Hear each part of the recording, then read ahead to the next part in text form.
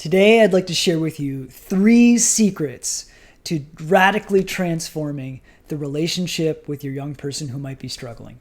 Okay, so let's first start with a vignette so we can use an example to get inside of this. So let's say that there is a young woman who is really starting to struggle. She doesn't think she's struggling, but clearly she is. Her grades are dropping. The friends that she's hanging out with are more, they get into a lot more trouble at school. Their families may not have like the best values. She is starting to abuse drugs and alcohol a little bit. She's smoking some weed. She's drinking a little bit. She's staying out later than she said she was going to. And generally, she's just taking risks that are going to put her in danger in some way or another, right? So objectively, a concerning situation with this wonderful young woman. The father sits down with her and has a talk. Okay, he seizes the moment. He sees that she is off of her phone for the first time in a long time. He sits down with her and he starts to talk to her. And he says, "I'm really concerned about what you're doing. Can you tell me what's going on?" Miraculously, she starts to share. Now, this is already a victory in and of itself, but she starts to share. And as soon as she starts to share, the father starts to express his concern. And he says, "I'm worried about the friends that you're hanging out with. I'm worried about how you're behaving." And it seems like he's kind of doing the right thing. Like he's sharing about his feelings. He's sharing his concern. He's getting connected to her. But inside of himself, and what she can feel, is he is judging her friends. He's judging her taste in music. He is judging her decisions. And behind his concern is judgment. He doesn't like her friends, the way they dress, the music they listen to, their parents, and how their parents don't have any rules or boundaries with them. He doesn't like it, and he's upset about it. But he's not aware of how he's upset about her decisions, and she feels it as if he's judging her. Now, he's not exactly judging her, but he might as well be, unfortunately, because she adores her friends. They're the people in her life that are closest to her. They're the people that she can be the most open to. She feels more connected to her friends than she does the family right now, unfortunately. And as soon as the dad, in this case, unconsciously and unintentionally starts judging her experience and the things that she values the most in her life, she can feel it. And she might say it, but she probably won't say it. And then the dad sees her kind of withdrawing and recoiling, and he doubles down on his concern for her. "Why don't you talk to me? I just want to understand. I just want to help you." But he's not being honest. He's not being honest. He actually is judging what she's doing and her choices, and ultimately, in a way, who she feels like she is. This is a number 1 secret that will totally transform your relationship with your kids, is if you can, for yourself, own that you have judgments about the decisions that they're making. Now, don't share that with your young person, with your child, because it's not appropriate to. Talk about that with your partner, with your therapist, with your friends, and maybe even let yourself vent a little bit. The first thing is to be really honest if you're triggered and upset about the choices that your kid is making. That's the number 1 secret, okay? We're going to do 2 more, so stay with me. The first one is to be really honest about how you're feeling about the situation and the choices that your child is making. Okay, that's number 1. Number 2, are you making the concern that you have about the choices that they're making their responsibility, or is it your responsibility? Meaning, totally appropriate and actually a reflection of a really healthy relationship with a parent and a child if a parent is concerned about the choices their child is making when they're making risky choices, right? Bottom line of parenting, do you care? Concern reflects care. So if you're concerned, it means you care. Fantastic. However, the care, the concern that you have, inspired by the care, is not her responsibility in this case. Meaning, I get it when a dad expresses the concern. There's 2 ways to do this. You can express concern in a way that I'm owning my concern and that's my responsibility to deal with those feelings and navigate it myself.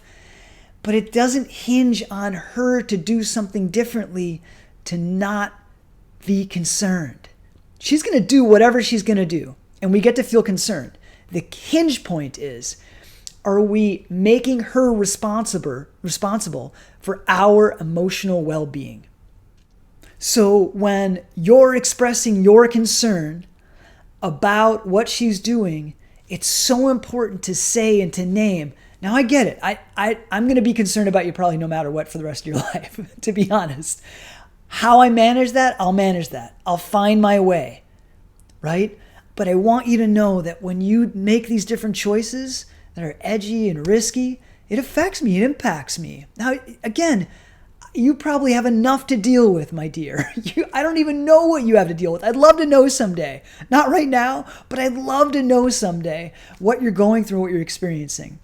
What the choices you make, I get really worried about, I get concerned about, okay? But I don't want my worry or concern to be a burden for you. You've got enough dealing. You got enough that you're going through. Can you imagine how liberating that's going to feel for your daughter to hear those words come out of your mouth? That you're not responsible for my concern or worry, and yet you have an impact on me. Really powerful message and a key secret to transforming the relationship with your young person. Okay, thirdly, accept that we can't control what they do. Big one. I know, and some of the fathers out there are going to be like, well, I'll be damned. I will make sure they will not do those things, right? But we don't ultimately. We don't have control over the choices that they make. And if we can accept that we don't have that control, it creates a degree of liberation in the relationship. I'll say why. We don't have control, but we have influence. And when we can name either explicitly or implicitly with our young person, and we can say, I don't have control over you.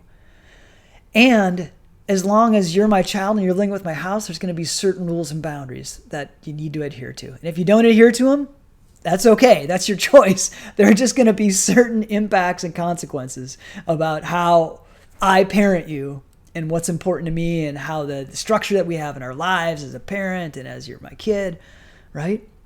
So we don't have control over what they do. We ultimately don't have any control over what anyone does, let alone our kids. We have, and this is really key, influence. The most powerful power that we have in a relationship with our child is influence. Now, I'll talk about more in another video, how do we get influence, but if we can first start by accepting that we don't have control, that they're going to do whatever they're going to do, and we can't control it. And if we put our energy towards creating influence through connection and understanding and a whole lot of other things that I'll talk about in another video, then we start to really deepen the relationship and help to create change in the choices that a young person makes. Let's go over them again. The first one is look at what is behind your concern and see if there's any judgment about the choices that they make, or fear or jealousy or any other feelings that are behind our concern, and address those and navigate those ourselves so that we can really be clear about how we're feeling when we're having that hard conversation with our young person. Secondly, are we making our concern their responsibility? It's not their responsibility. Our feelings are our responsibility. If we can navigate that to the best of our ability and then explicitly tell them that they aren't responsible for the way that we feel and they can impact us, oh my gosh, you're going to free up the relationship in your child almost instantly if you can stay true to that. And thirdly, accept that we can't control the choices that they make and what we do, but that we have influence. Because there's going to be a liberating quality for ourselves of just accepting that we can't control them. And maybe even telling them that. I know I can't control you. I don't even want to. Well, to be honest, part of me wants to control you so that I can keep you safe. But I know that I can't. Do you feel the honesty that I'm even just using in these vignettes? When you can approach your relationship with your young person with these kind of clarity, it will radically transform the relationship and hopefully help them to make healthier choices.